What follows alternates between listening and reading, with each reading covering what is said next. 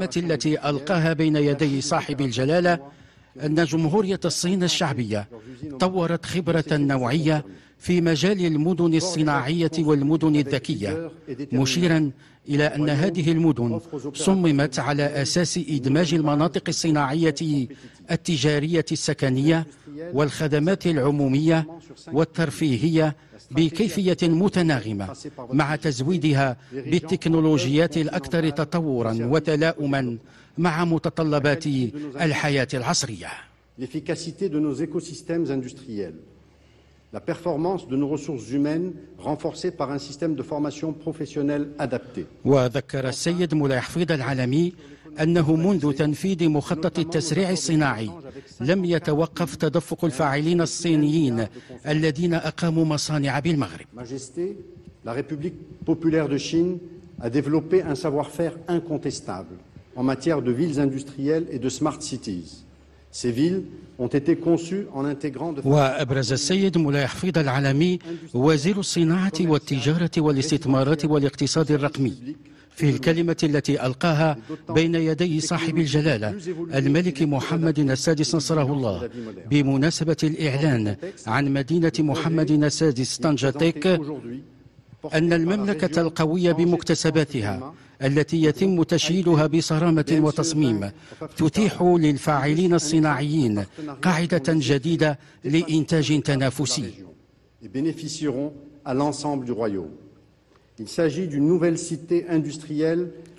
مضيفا أن هذه الصناعات ترتكز على 5 ركائز تتعلق بالاستراتيجية الإفريقية التي رسمها جلالة الملك، والتي تمكنه من احتلال الريادة قاريا وجودة البنيات التحتية وفعالية النظم البيئية الصناعية المغربية وأداء الموارد البشرية الوطنية المعززة بنظام للتكوين ملائم والانفتاح على اقتصاد العولمة.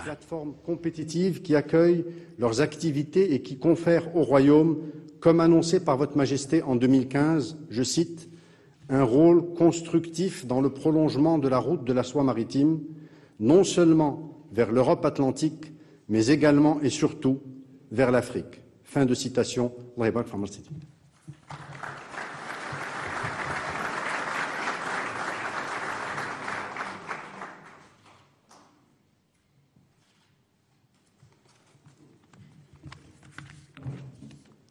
نعم سيدي عزك الله، منذ اعتلاء جلالتكم عرش أسلافكم المنعمين عرفت جهة طنجة طوال الحسيمة طفرة نوعية همت مختلف القطاعات الاقتصادية والاجتماعية والثقافية والرياضية والبيئية، وذلك بفضل الرؤية الملكية التي سطرت أفق التنمية المستدامة عبر إنجاز العديد من المشاريع المهيكلة من قبيل ميناء طنجة المتوسط والطرق السيار وقطار الفائق السرعة والمناطق الصناعية واللوجستيكية وإعادة توظيف منطقة ميناء طنجة وغيرها.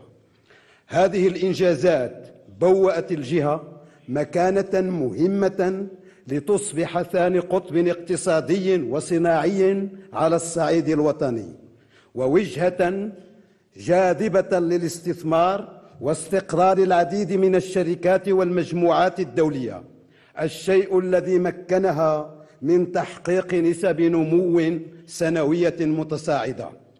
ولمواكبة هذه التنمية المتسارعة والتحول الكبير اللذين سجلتهما هذه الجهة في العقد الأخير، أعطى جلالتكم أمره لإعداد برنامج التنمية المندمجة طنجة الكبرى الذي أشرفتم على انطلاقته بتاريخ 26 شتنبر 2013 وفق رؤية ملكية متكاملة ومنسجمة، ومن أهمها توفير الوعاء العقاري الضروري لإنجاز منطقة صناعية تنافسية لجذب الاستثمارات وخلق قيمة مضافة وفقا للبرنامج الوطني للإقلاع الاقتصادي. وما فتئ جلالتكم يسهر شخصيا على تنزيل هذا البرنامج على أرض الواقع عبر إنجاز العديد من المشاريع وتعبئة وتجهيز الوعاء العقاري المخصص لاستقبال المشاريع والاستثمارات الصناعية. وقد كرست الزيارة الملكية لجمهورية الصين الشعبية يوم 12 ماي 2016 هذه الرؤية الملكية الاستباقية عبر خلق المشروع الاستراتيجي الضخم للمنطقة الصناعية الاقتصادية الخاصة لطنجة، والذي سيبوئ هذه الجهة مرتبة متميزة لتصبح أول قطب اقتصادي على الصعيد الوطني. ومما لا شك فيه فإن الانعكاسات الإيجابية لهذا المشروع والمتمثلة في خلق مناصب شغل جديدة ستعطى أولوية الاستفادة منها ومن برامج التكوين التي تستلزمها أقاليم الجهة التي تشكو من ارتفاع في نسبة البطالة، فضلا على نقل التكنولوجيات المتقدمة وتعزيز النمو والقدرة التنافسية الاقتصادية بالمملكة، الأمر الذي سيمكن هذه الجهة لتصبح قاعدة اقتصادية يحتذى به على الصعيد القاري والدولي.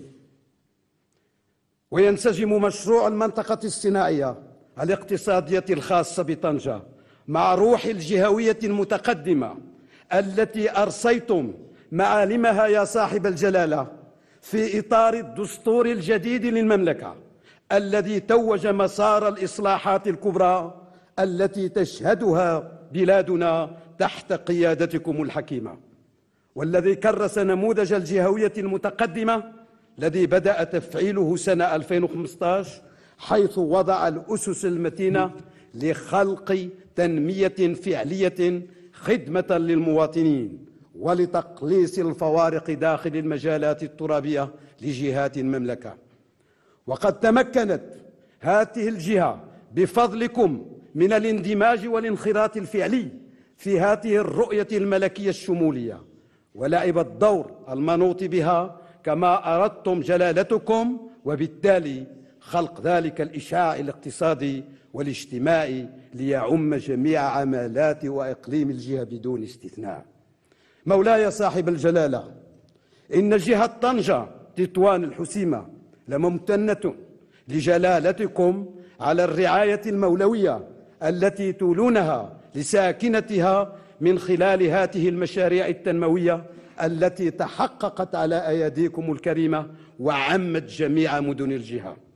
وإن مجلس الجهة طنجة تطوان الحسيمة بجميع مكوناته ليعاهدكم بمتابعة تنفيذ هذا المشروع وفق توجيهاتكم السديدة، وهو مجند وراء جلالتكم لإنجاح هذا المشروع الضخم وباقي المشاريع التي أشرفتم على إطلاقها في كامل تراب هذه الجهة.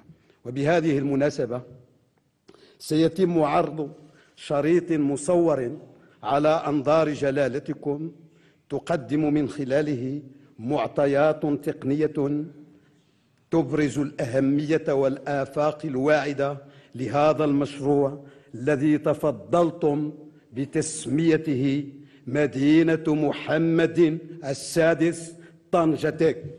الله يبارك فيك.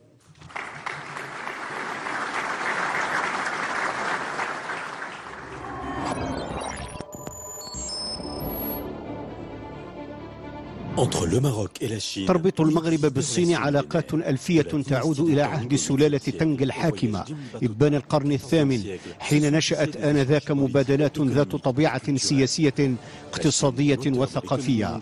تساهم الصين اليوم باعتبارها محركا للاقتصاد العالمي بنسبة تفوق 25% من معدل النمو العالمي، وبفضل موقعه الجغرافي الفريد ويده العاملة المؤهلة يمنح المغرب تكاملا اقتصاديا هاما للصين. وبتاريخ 11 ماي 2016 وعقب المباحثات التي جمعت صاحب الجلالة الملك محمد السادس بالرئيس شي جي بينغ ببكين، جرى التوقيع على شراكة شراكة استراتيجية بين البلدين فتحت أبوابا جديدة أمام تعاون ثنائي يشمل مختلف المجالات. وفي 12 من ماي 2016 تم التوقيع على مذكرة تفاهم تتعلق بإحداث مركب صناعي سكني بالمغرب بين كل من وزارة الصناعة والتجارة والاستثمار والاقتصاد الرقمي وجهة طنجة تطوان الحسيمة والمجموعة الصينية آيتي. وسيتم تشييد المدينة الصناعية بطنجة، المدينة المغربية المينائية التاريخية الواقعة عند ملتقى طرق استراتيجية بالنسبة للتجارة العالمية.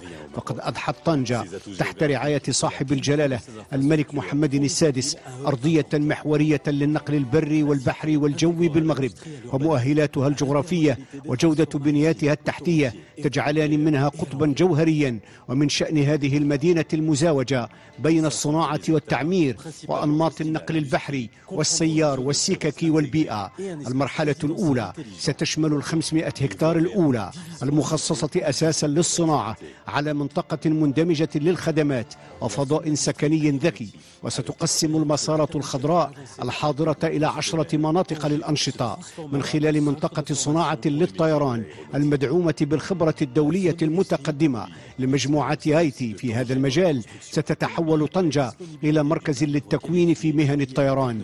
منطقة صناعة السيارات ستعود التجربة طنجة في صناعة السيارات وتوفرها على يد عاملة مؤهلة مدعومة بالتكنولوجيا والخبرة الصينية في تصنيع المواد الثانوية بالنفع على الصناعة العالمية للسيارات. منطقة التجارة الإلكترونية تروم جعل المغرب أرضية جد واعدة بالنسبة للتجارة الإلكترونية. منطقة الاتصالات معتمدة على التجربة الصينية ستتيح هذه المنطقة تطوير موقع لإنتاج آليات الاتصالات. منطقة تصنيع تجهيزات الطاقات المتجددة ستخصص لإنتاج التجهيزات الهيدروإلكترونية والحرارية والريحية والشمسية والعضوية وآليات الشبكات الكهربائية. منطقة تصنيع تجهيزات النقل من شأنها الاستجابة للطلب المتزايد على البنيات التحتية الطرقية والسككية بمجموع القارة. منطقة إنتاج الأجهزة المنزلية والأدوات المعدنية، هناك طلب قوي من طرف إفريقيا وأوروبا وأمريكا على منتوجات الأجهزة المنزلية والأدوات منخفضة التكلفة، مستعينا بوضعه كعضو بمنظمة التجارة العالمية ومختلف اتفاقيات التبادل الحر. سيتحول المغرب إلى مركز لإنتاج وتصدير جميع هذه المنتوجات. منطقة تصنيع التجهيزات الصيدلية تتوفر المملكة على خبرة معترف بها في هذا المجال، حيث ستطلع بدور طلائعي في النهوض بالإنتاج الصيدلي على مستوى المنطقة. منطقة إنتاج الآليات ستمكن من المزاوجة بين الإنتاجية الصينية والحس البيئي المغربي من أجل إنشاء صناعة نظيفة تنافسية لمواد الحديد، الإسمنت، الزجاج والنسيج. منطقة الصناعات الغذائية ستساهم في تنمية الصادرات المغربية في هذا المجال. المرحلة الثانية بفضل المنطقة اللوجستيكية الحرة ستتيح 500 هكتار المندرجة ضمن المرحلة الثانية من المدينة إنجاز مشاريع جديدة، ومن ثم التحول إلى مركز لوجستيكي مستقبلي بالنسبة لآسيا، أوروبا وإفريقيا. المرحلة الثالثة بالنسبة لل1000 هكتار المندرجة ضمن المرحلة الثالثة تهدف منطقة الأعمال تحفيز استقرار شركات كبرى متعددة الجنسية، بوسع المدينة الصناعية استقبال نحو 300 ألف شخص ساكن، وستمكن من توليد رقم معاملات سنوي سيصل إلى 15 مليار دولار ومداخيل جبائية بقيمة 300 مليون دولار، وسيحفز إنشاء المدينة تشغيل 100 ألف شخص بما سيمكن من تحسين معدل الأنشطة بكيفية ملحوظة. سيتم سنويا تكوين 6000 شخص عالي التأهيل بما سيعزز تطوير الابتكارات التكنولوجية، وسيتيح كل هذا النهوض بالصناعة الوطنية وتصدير العلوم والطاقة. وعلى ضوء مجموع هذه المزايا، الموارد الطبيعية، الموقع الجغرافي، النقل، الموارد البشرية، ستعمل المدينة الصناعية على جذب الصين وبلدان أخرى للاستثمار ومباشرة أنشطة لها بالمغرب، وستكون المدينة بمثابة قاطرة للتنمية متجهة صوب أوروبا وإفريقيا.